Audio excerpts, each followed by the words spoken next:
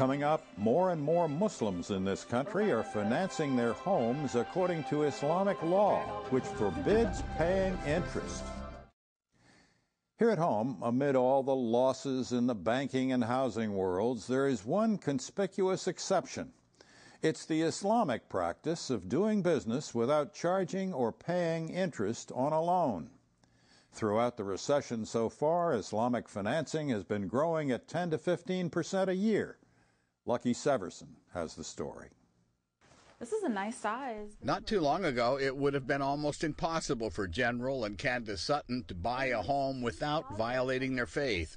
They are both devout Muslims who want to finance their new home by following Islamic law, known as Sharia, which forbids paying interest. Ibrahim Warday is a professor at Tufts Fletcher School of Law and Diplomacy.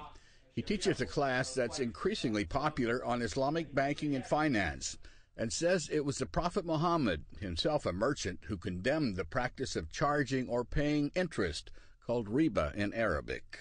There used to be a very common practice of riba, which was a periodic doubling of the interest. So in other words, if you owed money and were unable to pay it, then it'll have to be doubled, and the whole process would end with enslaving the debtor. So with the advent of Islam, there was an end to that practice. This is Guidance Residential in Reston, Virginia, one of a growing number of companies catering to Muslim homebuyers by devising ways to finance mortgages without levying interest charges. Candace and General plan to finance their home through Guidance. Hussam Qutub is the Director of Communications for Guidance, which has financed more than 5,000 home purchases since 2002. If for some reason the property values, just as we're seeing today, decrease, and we're stuck with proceeds that are not even close to what we're owed on our share, we won't pursue our partner. We won't pursue their savings accounts. We won't go after their personal assets. There are other significant differences. For instance, the late fee at Guidance is never more than $50. Sharia mortgage holders are also less likely to default on their payments.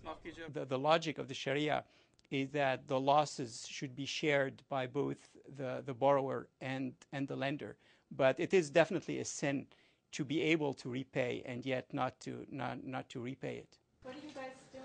When Zulika Hussein and her husband and 4 kids were relocated to Northern Virginia, she was aware of Sharia financing, but her husband's company required that the family use conventional financing. Zulika decided to refinance the house the Sharia way so she could perform the 5th pillar of Islam, the pilgrimage to Mecca, with a clear conscience. It's recommended that you are free of debt before you make that pilgrimage. That's why a majority of the Muslims prefer not to get into that particular situation. Sharia financing and investments are still only a tiny portion of the financial market, but growing. For Religion and Ethics News Weekly, I'm Lucky Severson in Ashburn, Virginia.